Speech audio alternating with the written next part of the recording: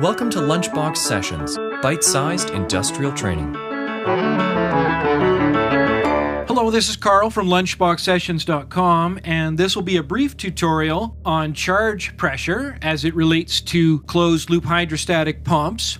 Charge pressure is important. It is what allows you to boost the pressure on the inlet side of the main pump to make sure that the pump does not cavitate. After all, the inlet hose for a hydrostatic pump is generally considered to be too long and too skinny because it comes all the way back from the motor, not just from the tank close by, no. So keeping the inlet of a hydrostatic pump boosted, keeping that pressure boosted is important. That's one job that is carried out by the charge pump. And the other job the charge pump carries out is a replenishment function. It forces extra oil into the closed loop, which means that oil is also being forced out through the hot oil shuttle to head back to the tank for cooling. So the charge pump has an important job to perform. It's not uncommon on large industrial systems to have a separate gauge just keeping track of charge pressure so that an operator can inspect from time to time and make sure that things are normal. If the charge pressure was to fall too low, if the charge pump was to fail, there would be potential for catastrophic damage in the main hydrostatic pump or in the main motor being driven by the pump. So charge pump pressure is important. That's why there is often the separate gauge. A common question that gets asked in some hydrostatic systems is why does the pressure on the charge pressure gauge seem to drop a little bit when the main pump is displacing fluid as opposed to when the pump is in neutral? Let me show you what I mean. Right now our charge pressure gauge is reading 260 psi. If I return the operating lever to the neutral position, watch that charge pressure gauge.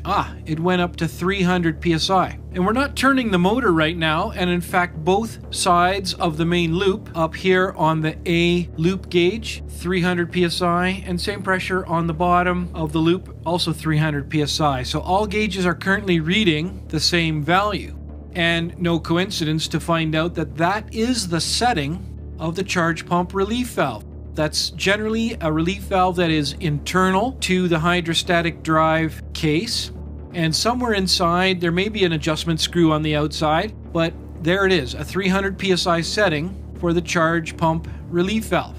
And the alternative terminology, replenishment pump, replenishment pressure, replenishment relief valve, is also valid. I'll just stick with charge pressure.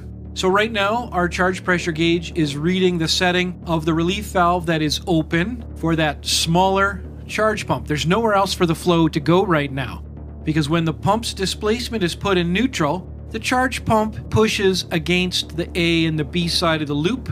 But unless there's some internal leakage on the A or the B side of the loop, there really isn't much flow moving through those check valves, really isn't any at all, but the A and the B side loop will remain pressured at the charge pump rate. There's no oil leaving the hot oil shuttle at this time. Why? Because the same pressure from the A side of the loop is piloting the hot oil shuttle as the same pressure from the B side of the loop. So it's being held in its center position. And as you can see by looking at the hot oil shuttle, it is a closed center valve.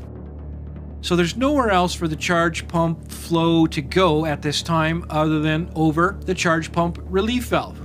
It's not a very large source of heat because the flow rate through it is not that great. It is perhaps somewhere in the neighborhood of 10% of the total volume that is displaced by the main pump when it is in full displacement mode. It is a source of heat, but just not a very large one. It is normal to have this flow over the charge pump relief when the main pump is in neutral displacement, zero displacement position.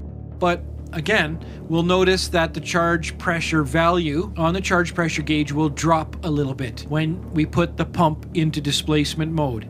And some people become alarmed by that drop in pressure when there really isn't any need to be. Basically, all that has happened is that the charge pump relief valve has closed.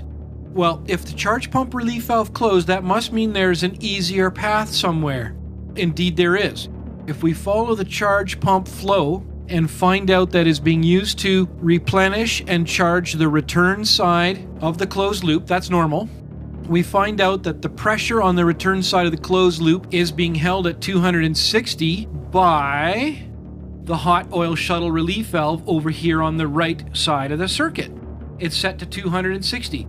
It needs to be set a little bit lower than the charge pump relief valve, otherwise you will not have fluid leaving the main hydrostatic loop for returning to tank where it can be cooled.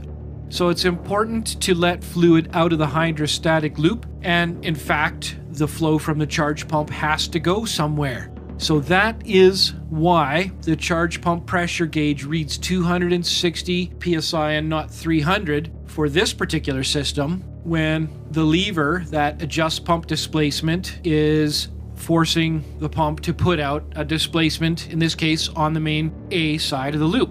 I hope that makes sense. It's about the path of least resistance. It's either the hot oil relief valve that is the lower path of resistance when the shuttle is in position to bleed flow out of the loop, or it's the charge pump relief valve that is the path of least resistance when the hot oil shuttle is back in center position.